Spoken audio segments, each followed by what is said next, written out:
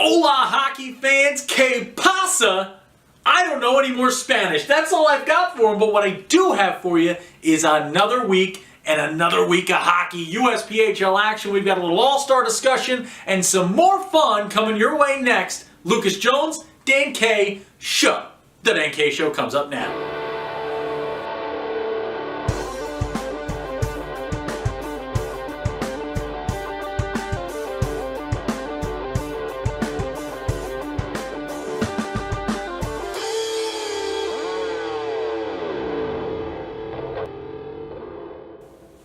Let's get into this, hockey fans. Dan K. Show. New week, new stories, new games, new wins, new fun for you. We're going into All-Star Weekend, so we'll have a bunch of All-Star talk, and that is thing number one. Thing number one, NCDC, 18U, 16U All-Star games. Martin Luther King Day, you'll have it all day long. Coverage will be up bright and early in North Andover, Massachusetts. Live pregame shows. Interviews with as many of the guys as we can get on camera. Anybody who wants to talk to us, we will talk to. On-ice interviews in-game. Goaltender interviews in-game. On-ice potential color commentary from the coaches behind the benches. Dan K on the play-by-play, Lucas on the color, and Alex Thomas brings you the 18U game as we bring you NCDC and 16U. Thing number two. How about Tyler Jensen? Congratulations, Tyler Jensen. A big time for commitment for this young man. Tyler Jensen of the Minnesota Moose. This guy has been so good all season long, man, and he goes out there and commits to Lawrence University. Tyler Jensen, so good. I would throw to you right now, but we'll wait. We'll wait to talk Tyler Jensen because it's my part of the show. It's when I get to talk alone. No one gets to talk over me. Well, no one does. I'm usually the loudest one in the room. Final thing, Florida Eels. Thing number three. How about the Eels in the Premier and Elite? The Elite is on fire and the Premier on a 6-game winning streak. Finally, all season long, they've been just on the heels of DME.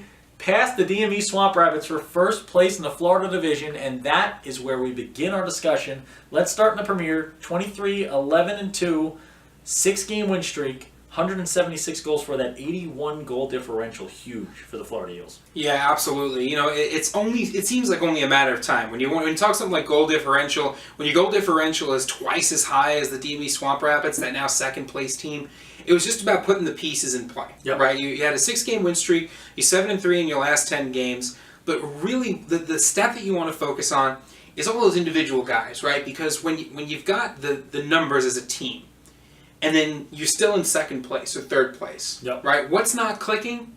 Well, something's not clicking, and it's usually on the individual level. And I don't know, these guys have put it together lately. Like you said, 6 in a row, 7-3 in their last 10. These guys are putting it together as a team. All the pieces are falling into place.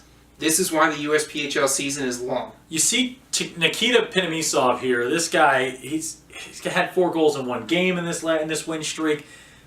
You can tell a skill. You can tell a guy who's got that Ovechkin style, right? Pinamisov, I got a chance to watch him skate against some of the best the Premier has to offer with the Hampton Roads Whalers, the Richmond Generals, the Charlotte Rush. And when he gets on ice against tough skaters, tough players, guy gets it done. He looks better. The better the competition, the better Pinamisov has looked all season long. Then you go to Jared Figueroa with 2 hatties in this 6-game winning streak so far. This team can't be stopped right now. They're allowing 1.75 goals against in the winning streak with 40 goals for. You're going to win a lot of games that way. Yeah, well, I mean, we talk all the time about, how much you need offense. You got guys with hat tricks, you got guys who are scoring, but 1.75 goals against average over that span, I mean, you're talking less than 2 goals. Yep. Those are defensive numbers that everybody wants to see, right? That's what it's the difference between that one bouncing puck going your way and one bouncing puck going another way. But when that luck is on your side, you have to take advantage of it. You have individual effort, yep. Team skill, everything is clicking right now. And I talked about it last week on the Premier Power Rankings. This is the Florida Eels team that, for me, all season long has sat right in that 12-9 range, right? In those power rankings. And that's national championship caliber level right there. If you're in the top 15 in this Premier right now, you can win a title. And the Florida Eels have the skill to do it. Will they get the net mining? Will they get the defense? Will they be able to keep the whole game together? They've had some lapses this year that have cost them in the bigger games. But they have competed with the best of the best. They've been close with Hampton. They've been close with some great teams. And with the skill they have, the speed they have, I think they can compete with anybody on the right day. Yeah, and it's all about momentum too. So, because the USPHL season, runs from September to March, you've got a lot of time. We talk about quarter poles sometimes, but let's simplify. Let's talk about first half of the season, second half of the season. The wins in the first half of the season, they set the table. They put out the dishes, they put out the silverware, they put out the glassware. But the second half, that's where you cook the food. That's where you got to serve it up, and that's the most crucial part, because that gets you into the playoffs. If you can roll that momentum, you can go all the way. Florida Eels elite right now, 4-game winning streak, 7 goals a game, sitting just 6 points back of the first place Tampa Bay Juniors elite. Jake Court, 25-42. Say it again, Jake Court, 25-42. Gage Dill, Cade Swiger, Hunter Stewart. You can't say enough about the scoring ability of this Eels team. Again, they put the whole game together to beat anybody in this landscape.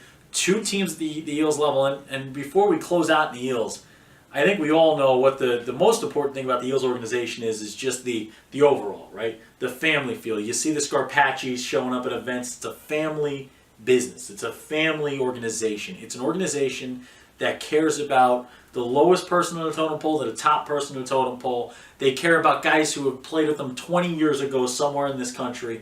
Any life they've touched is better for it. These guys care about the player inside and out. They're working on SAT classes. They're getting them college prep courses. They're taking them to universities. Frank does his own tours of the universities to make sure they're up to snuff with what his guys want to go do.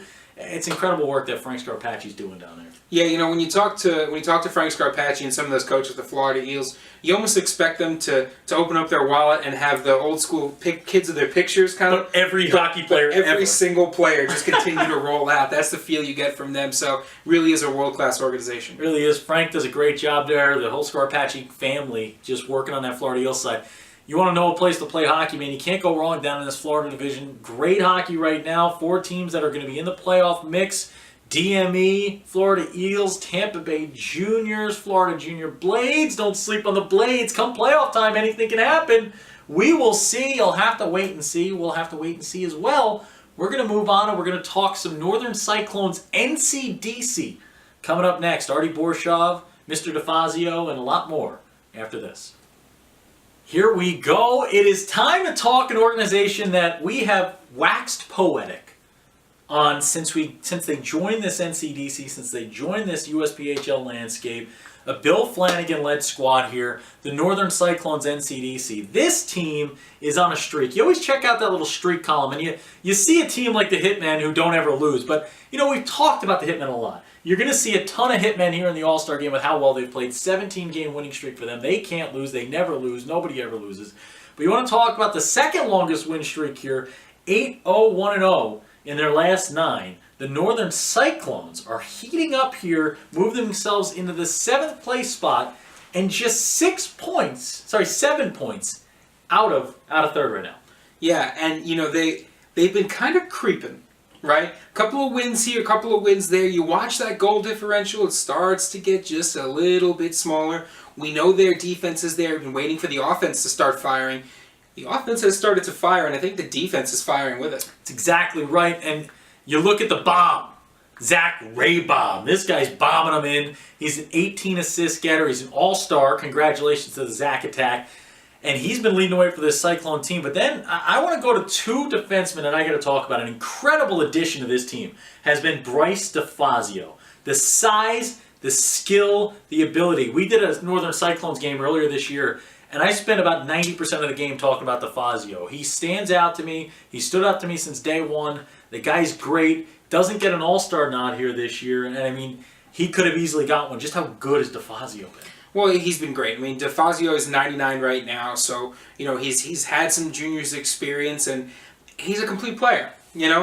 Those Northern Cyclones defensemen, there's something going on up there. There's something in the water that just produces great defensemen after great defensemen. When these guys go onto the Northern Cyclones, they fit into that system, and they become absolute monsters out there. What is it that does it? It's your coaching staff, right? And it's the organization. It's a downward spiral here. It's Artie Borshov, a leader for you on the ice. It all feeds down. I mean, Artie B, better than Cardi B.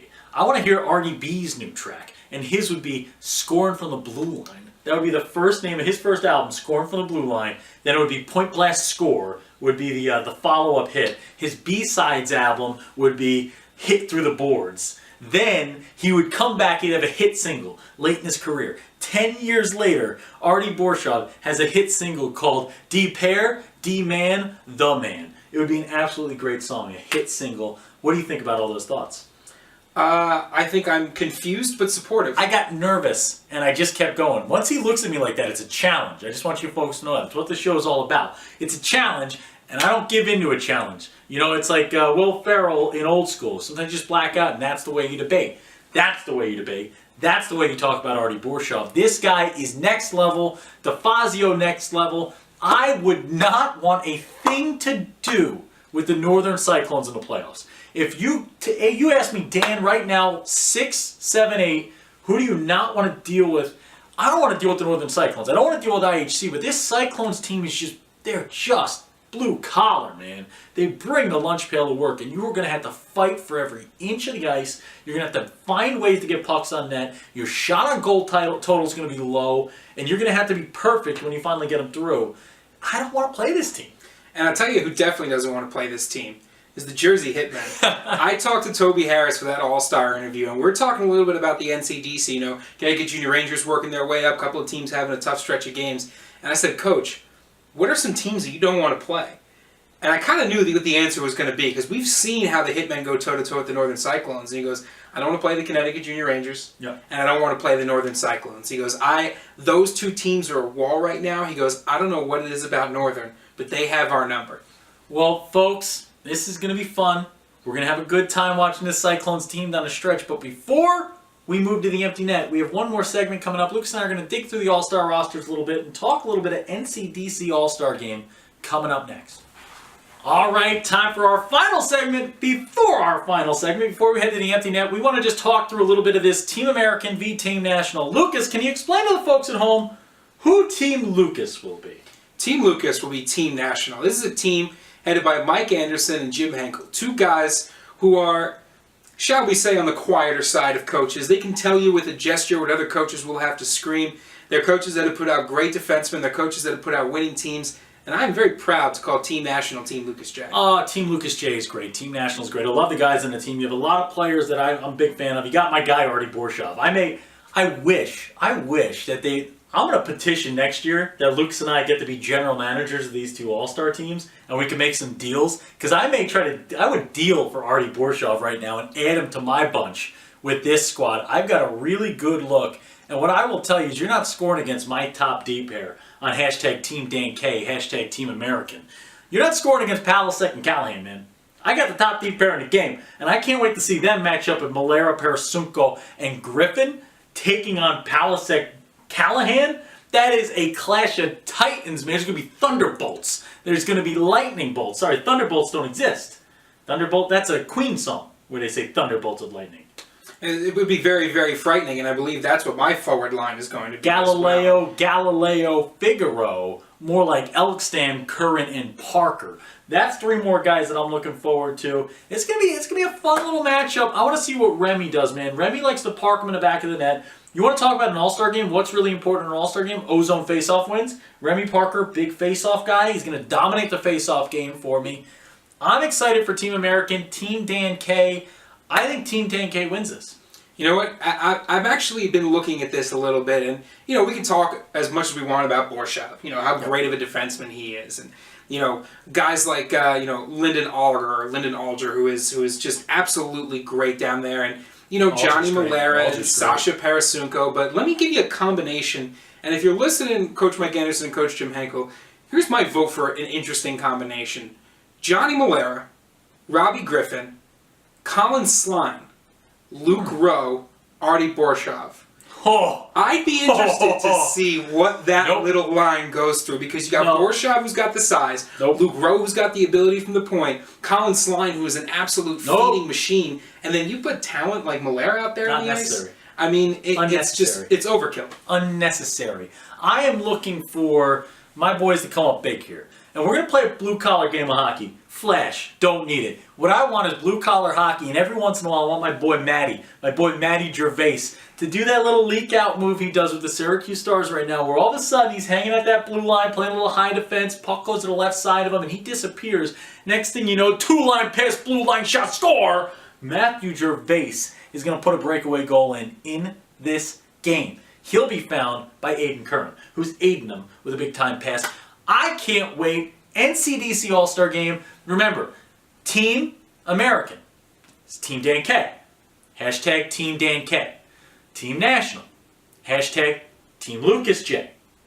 Who do you like? Team Lucas? Team Dan? Let us know who you are rooting for on Facebook, Twitter, and Instagram with hashtag Team Dan K or hashtag Team Lucas. And we will see who wins it on game day, Lucas. We will. Do you want to make our wager now on what we do, or do you want to wait until the day of, and we'll let people know? Well, I'm scared if we make it now because I don't know what it is. Well, there was a thought somebody did throw out that we would have to, one of us, whoever loses, would have to retake the SAT, which I would completely fail at this point. I don't think I'd be fine with that, actually. He does it for a living, folks, on the side. This guy works as an SAT prep. I was going to say, I don't take the SAT for a living. That would be a weird job. That would actually be a pretty interesting job. Yeah. I do tutor the SAT for a living, so I think that might be a little bit overkill. But we can figure something out. Maybe we'll take a couple of days. We'll announce it as we get a little closer to the event. We'll figure something out. You can figure something out by reaching out to us on social media and telling us how you'd like to see us punished for losing the NCDC All-Star Game. We will be there. We will be broadcasting, and you will be a part of the broadcast on Twitter, Facebook, and Instagram. Remember, you can vote throughout every Dan K Show broadcast all the time ever with hashtag star of the game to us on social media and the star of the game that you think should be awarded. The hat, the epic Dan K hat, with the interview with Dan K on the ice in his beautiful bow tie and tux. I have had enough of this one, Lucas. We've done it. We're going to go to the empty net, the final portion of the show, the final portion of every week's show, and our favorite portion where we talk to you, the fan. Welcome to the empty net.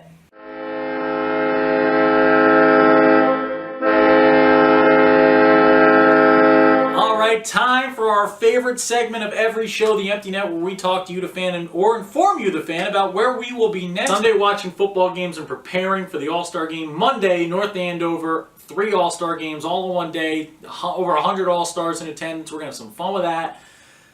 We, in Twin City, I looked at the weather report. I was like, hey, let's prepare for this thing. It was like Wednesday, 3 to 5 inches of snow. Thursday, 3 to 5 inches of snow. Friday, 3 to 5 inches of snow. Saturday, 3 to 5 inches of snow. Sunday, 3 to 5 inches of snow. Monday, 3 to 5 inches of snow. You know what it's on Tuesday? Sunny? No, 3 to 5 inches of snow. Apparently it snows every single day in Maine and it never stops. I don't know how you folks do it, but we will be up there getting to know you again. One of our favorite places to go. I can't wait to see what they do at the NCDC level next year. So fun. Where will we be after that? So we go, again, we go to Twin City Saturday, All-Star Game on Monday. Then we go to Richmond, Virginia, to see the Richmond Generals, the Holiday Follow Challenge Award winners. We're going to have such a fun time there. We're starting to schedule that one up with RC Like and the Richmond General staff. And then after that, Lucas, the sky's the limit. Yeah, I think that's the only thing. I mean, the big thing, obviously, is the All-Star Game coming up on Monday, Martin Luther King Day. But, aside from that, we've got a bunch going on. And we did get chirped by one of the show's favorites, Sonia Desmond, about the Monday All-Star Game. But, folks, Martin Luther King Day, what I will tell you about that day, and I've seen it every single year now. We've been at every All-Star Game since we've started with this league. It's a packed house when it comes to scouts. If you want to get college coaches in attendance, those holidays, those President's Days, as you have the President's Day Showcase coming up at Foxborough, the Martin Luther King Day, when you get those school holidays, right, where the schools get off, it's a great chance for these coaches to take the time out and come see you, and you will have a packed house. It will be a filled scout room, and it will be a great opportunity for these kids. And what's the number one reason why we're doing this, right? It's for the visibility of the coaches. Exactly, and it lets the 16U and 18U guys have the day off from school as well, so it's a good opportunity to make sure that the most people in those leagues, the most kids in those leagues who can have off that day will have off on that day. So if you can make it on Martin Luther King Day, it's going to be a heck of an event. Final portion before we close the show, we had the Minnesota Moose reached out to us right before their 2-game series with the Hudson Havoc, and they said if we sweep the Havoc, you'll shave your mustaches. And I was like, why do you want 2 Abraham Lincolns hosting the show? How about we shave the beards? They said, sure, deal. They couldn't pull off the sweep. Havoc and Moose split it. That is such a great matchup down there. Those are two incredible teams. River Kings split the weekend. The Dan K Show curse of being swept the weekend after you're put in the power rankings is dead. Finally over, although there was a loss from each team that we put in the power rankings from the Midwest West. What an incredible division. If you haven't seen the Midwest West, tune in. Lucas, parting words for this week's show. I'm going to have trouble seeing out of those after that breath. We will, that's it. That's it for us. That's Dan K. I'm Dan K. That's not Dan K. This is Dan K. That's Lucas J. This is my favorite mug that I haven't used for 3 years on the show. I brought it back for this one. It's one of my favorites. I like to scratch my head with it. This is a mug that says, let's do that hockey. And let's do that hockey. Let's keep doing that hockey. When Dan K's on the mic, it's always hockey night. And when you're watching, we're excited to have you here. Dan K Show. That's it for this week. He also didn't tell me about that bet either. He comes up to me the one day and just says, so I may have made a mistake. I might have made a mistake. Look, somebody offers me the wager of shaving the beards. I'm going to go for it, man. I'm going to take a chance. There's something about it. It gets the blood flowing. And I made my peace with it, too. I was already figuring out, like, okay, am I going to go for the full handlebar mustache? And obviously, I would have gone for the full Obviously, handlebar. you got real Bronx, New York there with the obvious. Obviously, I'm going for the full handlebar, maybe even for the mutton chops. Maybe even. I would never go mutton chops. The ska days were not good to me. Nope. No, they weren't.